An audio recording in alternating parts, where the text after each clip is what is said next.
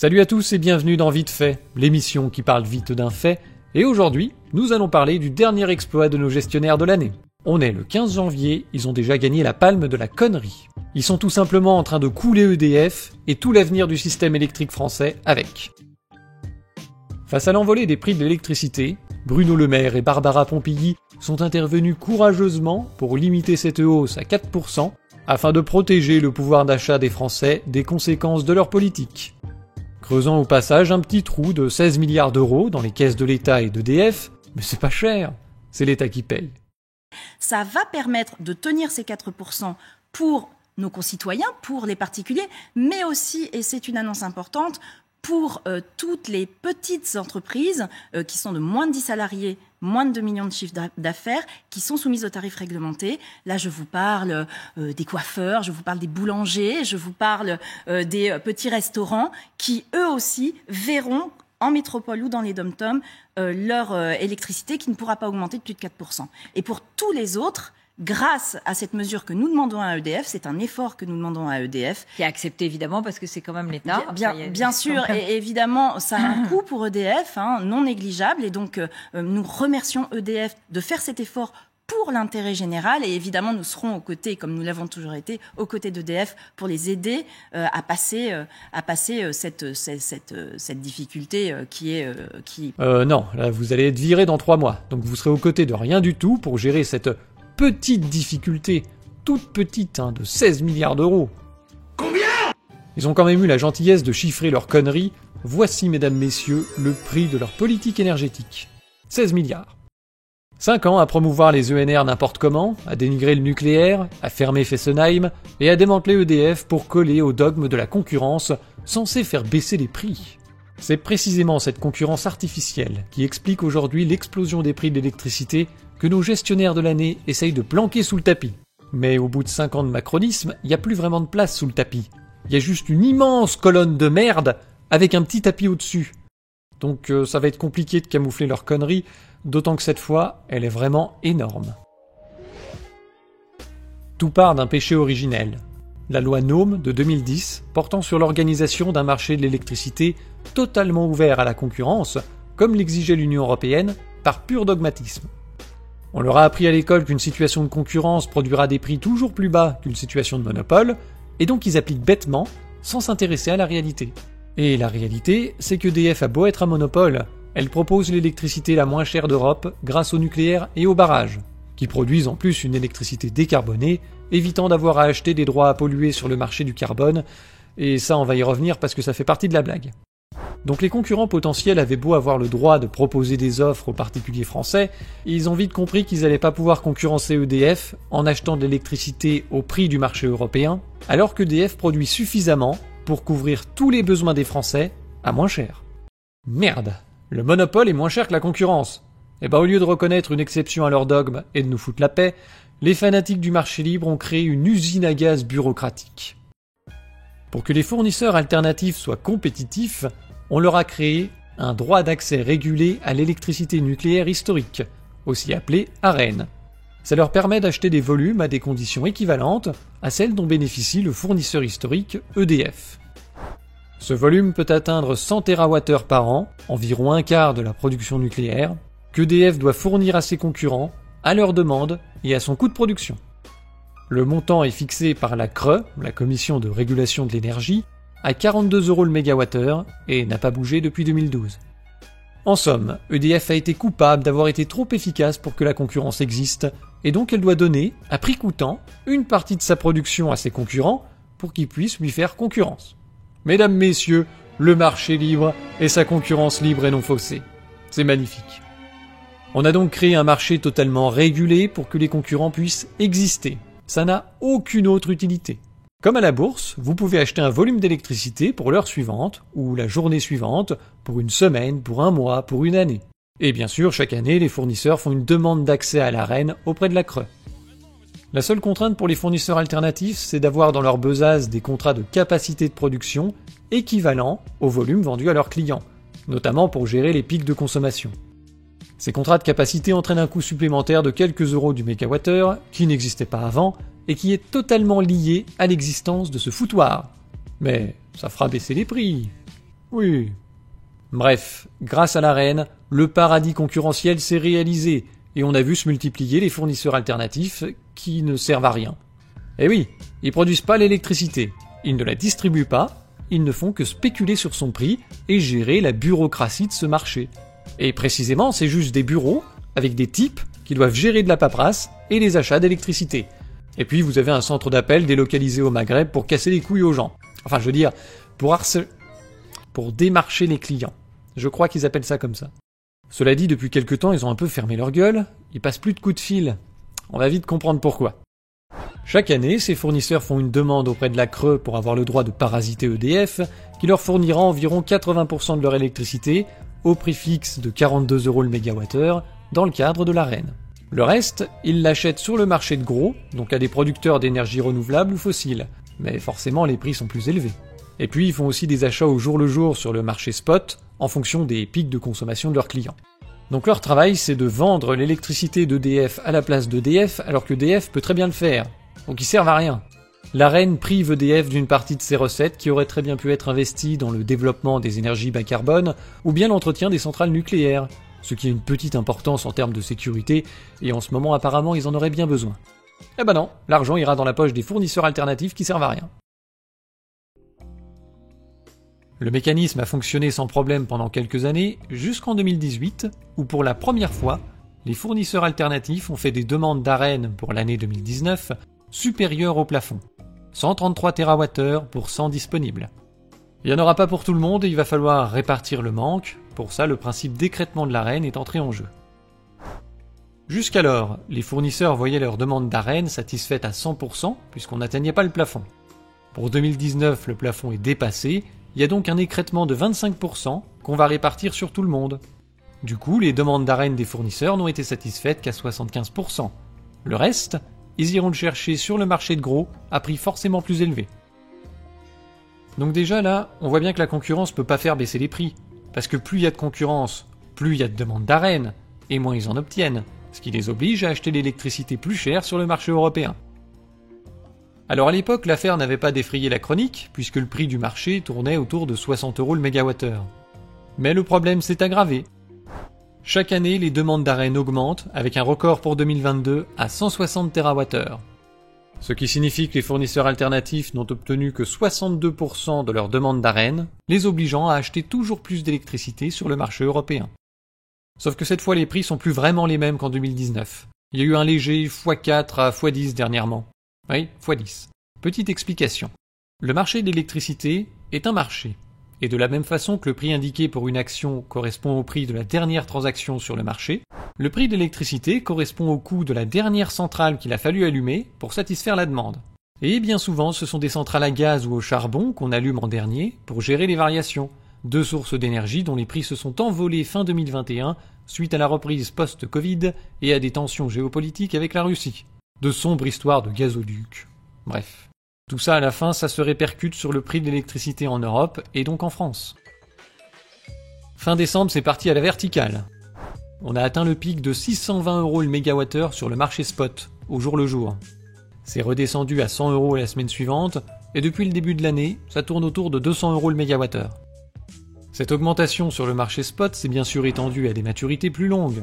Les contrats pour 2022 signés en 2021 se vendaient 50 € le mégawattheure au début de l'année, et ils ont monté à plus de 400 € en décembre. Même les contrats pour 2023 sont déjà au-dessus de 100 € le mégawattheure, donc le problème est parti pour durer. Et à la fin, tout ça se retrouve dans votre facture. Si vous avez un contrat à prix variable, je vous souhaite bon courage, et si vous êtes au tarif bleu d'EDF, c'est-à-dire le TRVE, le tarif réglementé de vente d'électricité, eh bien vous l'avez quand même dans l'os. Il faut savoir que le calcul de ce tarif est fait par la CRE, qui intègre l'évolution des coûts des fournisseurs alternatifs, parce qu'ils doivent pouvoir garder la tête hors de l'eau. La CRE a donc annoncé une augmentation de tarifs réglementés au 1er février 2022, qui devait être de seulement 12% au début, mais suite au merdier de décembre, on est passé dans une fourchette de 35 à 44% d'augmentation. Alors le temps que je fasse cette vidéo, la CRE a publié sa délibération sur le TRVE. Parmi les justifications de la hausse de tarifs, on peut voir que la ligne « Augmentation du coût de l'approvisionnement en énergie et en garantie de capacité » est responsable de la totalité de la hausse. Elle se divise en deux lignes. L'augmentation du coût hors effet de l'écrêtement de l'Arenh, plus 8,3% en énergie, et l'augmentation du coût consécutif à l'écrêtement de l'Arenh, plus 41,8% en énergie.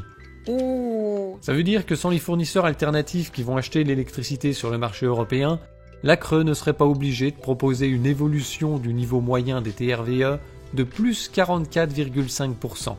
Combien ? Ouais, ça fait beaucoup quand même, hein, surtout quand le gouvernement a eu la bonne idée de s'engager à ne pas augmenter ce tarif de plus de 4% par rapport au 1er août 2021. Cet effet de ciseau met les fournisseurs alternatifs en PLS. Leur prix d'achat explose et ils n'ont pas le droit d'augmenter leur prix de vente. Et comme ils sont obligés de fournir leurs clients, ils vont vendre à perte. Et de fait, certains fournisseurs ont carrément plié boutique, comme Leclerc Énergie qui a annoncé à ses clients qu'ils avaient 20 jours pour aller se faire voir ailleurs. Dans toute l'Europe, on assiste à un festival de faillites et de fermetures. Mention spéciale à Bulb Energy, qui a transféré tous ses clients à EDF, soulignant au passage sur son blog l'économie que ses membres allaient réaliser dans l'opération, puisque le tarif bleu est 15% moins cher que le tarif Bulb. Oh, voyons. La filiale avait ouvert en 2020 avec l'intention de faire baisser les factures pour les clients. Ils ont fini par trouver. Le seul moment où les concurrents arrivent à faire baisser les prix, c'est quand ils ferment.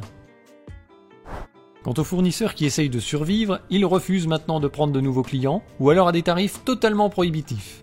Un comble pour ces entreprises adeptes du démarchage sauvage et des politiques tarifaires agressives, proposant des tarifs fixes très bas pour gagner de nouveaux clients. Maintenant ils font moins les malins, ils toussent avec leurs contrats à prix bas. Heureusement qu'il y a des petites lignes dans les contrats pour se décharger du problème sur les clients. Et oui, parce que le prix du kilowattheure est fixe, mais on n'a rien promis au sujet de l'abonnement. Et comme c'est indiqué dans votre contrat, votre offre fixe va maintenant évoluer vers un contrat indexé sur le marché. Vous n'êtes pas content ? Vous pouvez aller voir ailleurs.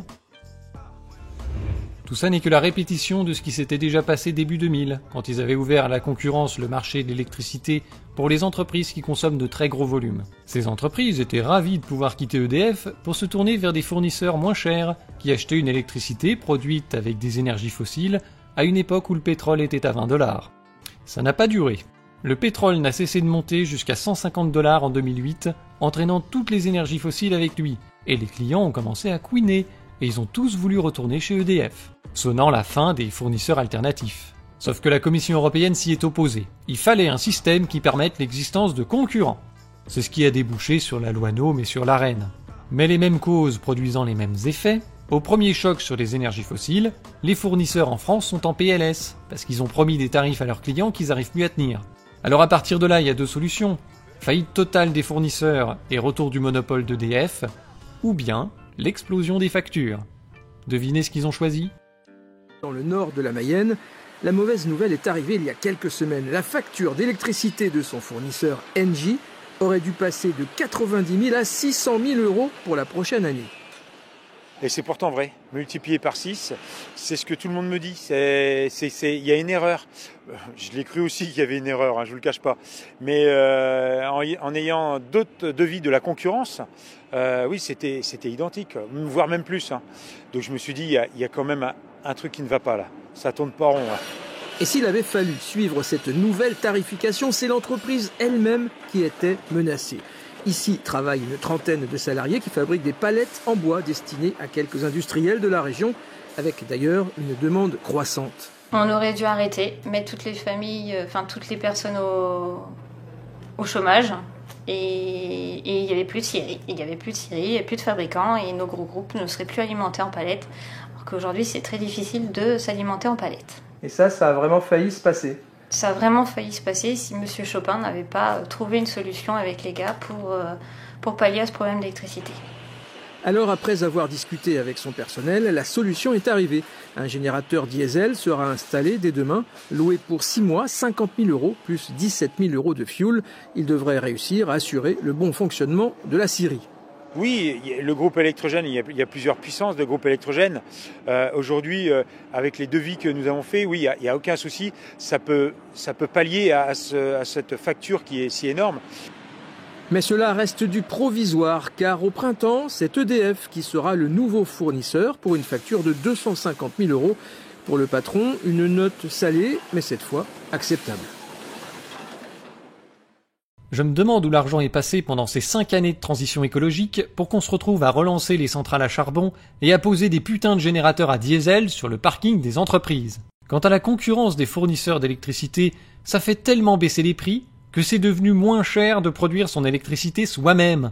Et ces deux cons vont passer toute la campagne présidentielle à nous expliquer à quel point ils ont bien géré le pays.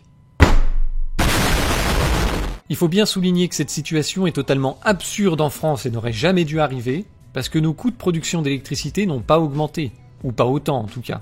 Nous produisons plus d'électricité que nous n'en consommons. 90% de cette électricité est produite avec du nucléaire et des barrages. Le charbon et le gaz sont totalement marginaux dans notre production. Et pourtant, notre facture va exploser à cause de l'augmentation du prix de ces sources d'énergie et du prix du carbone associé, qui a bien augmenté lui aussi, alors que nous ne les utilisons pas.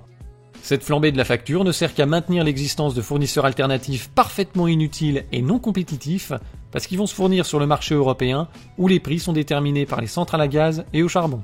Et c'est l'augmentation de leur coût d'achat qui entraîne l'augmentation de nos factures, soit parce qu'on a un contrat variable, soit parce que ces coûts sont inclus dans le calcul de la TRVE. Et pour agrémenter ce tas de merde, figurez-vous qu'on n'a pas le droit de les laisser couler, parce que la Commission européenne nous oblige à avoir de la concurrence pour faire baisser les prix. Donc on doit faire monter les prix pour maintenir la tête de ces connards hors de l'eau. Merde! Bonne question, mon cher Pierre. Alors, Ils sont en train de voler les Français en plein jour! oui. Alors voilà comment marche le système et pourquoi on a une explosion des factures d'électricité. Vous avez un bug au cerveau? C'est normal. C'est tellement con que c'est dur à comprendre. Ceci étant dit, on voit bien le problème pour le gouvernement, parce qu'annoncer 35% d'augmentation du prix de l'électricité dès le début de l'année et à 3 mois des présidentielles, c'est osé, hein, on va pas se le cacher, je dirais même qu'il y a un léger risque de décès, surtout vu les motifs. Donc, on peut pas laisser couler les concurrents, mais on peut pas augmenter les prix, surtout quand on s'est engagé à limiter la hausse à 4%. Alors qu'est-ce qu'on fait? Eh ben la même chose que d'habitude, du communisme pour les riches, c'est l'État qui paye. Pour cacher la hausse des prix aux consommateurs, le gouvernement va donc prendre 2 mesures qui vont faire un joli trou de 16 milliards d'euros dans les finances publiques. Il y a d'abord la baisse de la TICFE, anciennement appelée CSPE pour ceux qui connaissent. C'est une taxe qui sert aux 2/3 à financer les subventions aux ENR. J'avais déjà détaillé tout ce gaspillage dans cette vidéo si ça vous intéresse. La taxe va donc passer de 22,50 € par mégawattheure à 50 centimes, le montant le plus bas autorisé par la Commission européenne, parce qu'il faut bien que ce truc nous casse les couilles à tous les étages. Alors ça coûte 8 milliards, et ils ont pas précisé où ils allaient prendre l'argent. Personnellement, j'ai ma petite idée.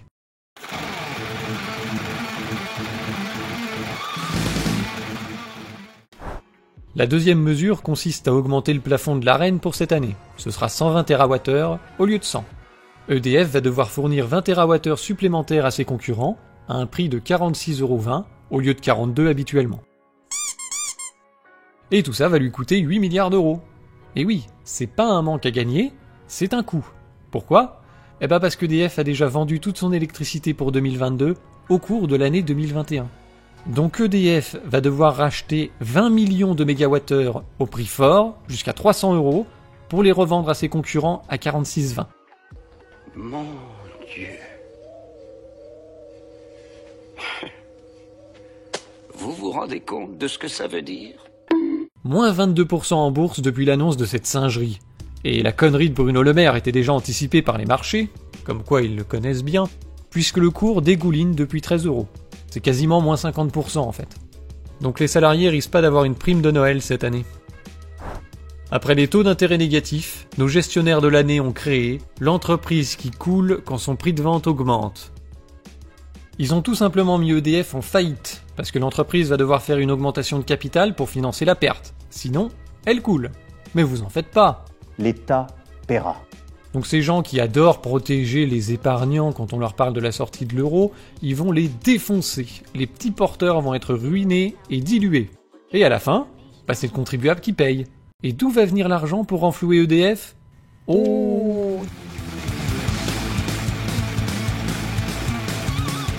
Donc nos gestionnaires de l'année qui adorent parler de relocalisation et de réindustrialisation, qu'est-ce qu'ils font? Ils punissent le producteur et ils encouragent les spéculateurs. Il y a probablement des fournisseurs qui auront acheté en 2021 des contrats EDF à 50 ou 100 euros le mégawattheure et qui vont les revendre maintenant à 200 ou 300, puis racheter l'électricité dans le cadre de l'Arenh à 46,20. Et si ça se trouve, cette électricité subventionnée à prix bas, ils vont vous la revendre au prix fort, parce qu'ils sont même pas obligés de baisser les prix pour les consommateurs. Une fois qu'on a subventionné les concurrents d'EDF avec l'argent d'EDF, enfin des contribuables, enfin de la BCE, reste ensuite à répercuter l'économie sur la facture des ménages et entreprises françaises. Bercy a mandaté la Commission de régulation de l'énergie pour qu'elle rédige un rapport relatif à ces nouvelles livraisons à bas coût pour les fournisseurs indépendants 2 mois après celle-ci, pour vérifier qu'ils ont bien répercuté l'économie. L'impact sur la facture pour les 28% de clients qui ne sont pas chez EDF devrait être automatique, selon le ministre. Devrait être automatique. Oui, parce qu'il n'est pas sûr. Puis d'ailleurs, il s'en branle. Vous savez pourquoi ? Parce que les consommateurs seront en dernier ressort les seuls juges. Libre aux consommateurs concernés de changer de fournisseur s'ils s'aperçoivent que les règles n'ont pas été respectées pour leur contrat. Quoi ? Attends, si je comprends bien, on leur donne des milliards d'euros d'argent public à ces fournisseurs, sans contrepartie, et s'ils jouent pas le jeu, ils ont aucune sanction. Et en plus, ces colossales branleurs osent déléguer le contrôle de la dépense publique aux consommateurs. C'est à nous de s'assurer qu'ils respectent les règles et que l'argent public dilapidé par Bruno sera bien employé à l'usage prévu. Moi, à chaque vidéo, je me demande pourquoi on les paye. Mais rassurez-vous, la Commission de régulation de l'énergie sera là pour guider le bras séculier du consommateur sur la tronche des profiteurs. Les dispositions sont prises au sein de la CRE pour surveiller les fournisseurs de prêt. Ce sera un petit peu name and shame. Celui qui s'écartera de l'intérêt du consommateur, je le dirai, personnellement et fortement, pour faire savoir qu'il a une rente indue. Voilà, donc visiblement le président de la CRE a 5 ans et demi, et il confirme que c'est bien les concurrents qui bénéficient d'une rente indue, et pas le monopole. Tout ça, c'est une politique qu'on voit habituellement dans le tiers-monde ou dans les pays sous-développés. Quand le prix de l'alimentation explose, on imprime du pognon pour le distribuer aux gens. Et on dit, regardez, grâce à nous, vous pouvez acheter à manger. Évidemment, ça aggrave l'augmentation des prix, et une fois que le chèque du gouvernement est bouffé, le problème se repose en plus grave, parce qu'on n'a rien changé au problème structurel qui fait qu'il n'y a pas assez de bouffe pour tout le monde, ou qu'elle est trop chère. Nous sommes en train de vivre exactement la même chose. Le gouvernement est en train d'imprimer du pognon pour masquer la hausse des prix sur un bien de première nécessité qu'ils ont géré avec le cul, et ils n'ont pas envie de se faire couper la tête. Alors les mecs achètent 6 mois de tranquillité pour passer les élections, et ils prient pour que le prix d'électricité et de l'énergie en général revienne à la normale sur le marché européen après l'hiver. Ah, ça c'est de la politique niveau pensée complexe, hein. Et qu'est-ce qu'on fait si c'est pas le cas ? On remet 16 milliards ? On redistribue un chèque de 100 euros ? Là on doit être d'ailleurs à 20 milliards maintenant avec ça, hein. Heureusement qu'il n'y avait pas d'argent magique. Et quand bien même il y aurait un miracle sur l'évolution des prix, le problème va inévitablement se reposer, parce que ces mesures ne changent rien au problème structurel qui indexe le prix de notre électricité sur des énergies que nous n'utilisons quasiment pas, le charbon et le gaz. Et s'ils ont rien changé à ce système, c'est pas parce qu'ils sont bêtes, même s'ils le sont. Ils voient bien que tout ça est un crime contre le bon sens et l'intelligence. Seulement ils n'ont pas le droit d'y toucher. Et enfin, un petit mot peut-être pour développer sur la question de l'électricité. Parce que ça, c'est vraiment un sujet majeur. Les Français sont confrontés à des augmentations de leurs factures de gaz, de leurs factures d'électricité très importantes. On a apporté une première réponse. Et le Premier ministre a décidé d'augmenter le chèque énergie. C'était 150 €, ça va être 250 €. Et puis il m'a dit surtout, tu fais en sorte que le chèque arrive bien d'ici la fin de l'année dans les foyers des Français. Donc j'ai la responsabilité que ces 250 € arrivent bien chez 6 millions de Français d'ici la fin de l'année. C'est une première réponse. Est-ce qu'il faudra d'autres réponses ? Je peux vous dire que je continue à suivre de très près l'augmentation des prix du gaz et l'augmentation des prix de l'électricité. Mais je voudrais ajouter une troisième chose. Et les prix de l'essence ? Excusez-moi, mais... Alors, je vais terminer juste là-dessus, je viendrai après à l'essence. Je voudrais ajouter une troisième chose qui est fondamentale à mes yeux. Le marché unique européen de l'électricité ne marche pas. Il est aberrant. Nous, en France, on s'approvisionne en électricité à partir des centrales nucléaires et de l'énergie hydraulique. Donc on a une énergie qui est décarbonée et à un coût très bas. Mais le marché unique de l'électricité européen fait qu'il y a un alignement des prix de l'électricité en France sur les prix du gaz. Donc on prend de plein fouet cette augmentation des prix du gaz, alors même qu'on a notre indépendance en matière de production électrique. C'est totalement aberrant, on ne va pas continuer comme ça. D'abord, c'est coûteux pour les ménages, c'est coûteux pour le consommateur français, qui du coup ne comprend pas. Puis il y a une deuxième conséquence, c'est qu'on va avoir de plus en plus besoin d'électricité, notamment pour la voiture électrique par exemple. Si on a encore l'alignement des prix de l'électricité sur le prix du gaz, ça va devenir ingérable. Dès lundi, à la réunion des ministres des Finances, je vais poser la question sur la table. Et je vais dire le marché unique de l'électricité fonctionne suivant des règles qui sont obsolètes. Il faut revoir de fond en comble le fonctionnement de ce marché unique de l'électricité. Parce qu'on voit bien aujourd'hui que les Français en payent la facture d'une manière qui est incompréhensible pour eux et qui est totalement inefficace du point de vue économique. Qu'est-ce que vous prenez très concrètement pour... Je vous propose de passer... Qu'il n'y ait plus cet alignement des prix de l'électricité sur les prix du gaz dans un marché unique dont les règles, je le redis, sont obsolètes. Comme un gamin, Bruno est allé mettre sa petite question à l'ordre du jour de la réunion des enculeurs de mouches européens. Il a levé le doigt. Il a demandé « Est-ce qu'on peut réformer le marché européen de l'électricité, s'il vous plaît ?» Les Allemands l'ont cordialement invité à aller se faire foutre, et ça s'est arrêté là, comme d'habitude. Alors comme on n'a rien réformé en septembre, et ben maintenant en janvier, on paye 16 milliards d'euros pour maintenir en vie des entreprises privées qui ne servent à rien. Encore une grande victoire de nos gestionnaires de l'année. Quant à Barbara Pompili, la tartuffe de la transition écologique, un tweetos a très bien résumé son bilan. J'ai milité toute ma vie pour couler l'électronucléaire qui permet à EDF de produire du courant bon marché, et je compte maintenant sur ce courant bon marché pour éviter l'explosion sociale à laquelle conduirait une explosion des prix alignée sur le modèle allemand que je promeus. Et malheureusement, ces deux couillons sont représentatifs de l'état intellectuel de la classe politique française. Alors si vous voyez un candidat à la présidentielle s'émouvoir de ce gaspillage d'argent public, demandez-lui s'il est prêt à supprimer le mécanisme de la reine et à rétablir EDF dans son monopole. S'il se met à bafouiller et à parler de réforme du système européen, vous saurez que vous avez affaire à un glandu, parce qu'il n'y aura jamais de réforme. La seule solution viable, c'est de sortir de ce système, et donc forcément de quitter l'Union européenne. Et comme il n'y a pas un seul politicien qui a les couilles de le faire, nous allons dans le mur, en fait, c'est inévitable. Ce que vous pouvez faire, à la limite, c'est l'entretien de votre groupe électrogène. Mais bon, l'Union européenne est notre avenir, donc on peut bien tout lui sacrifier, même si ça n'a pas de sens.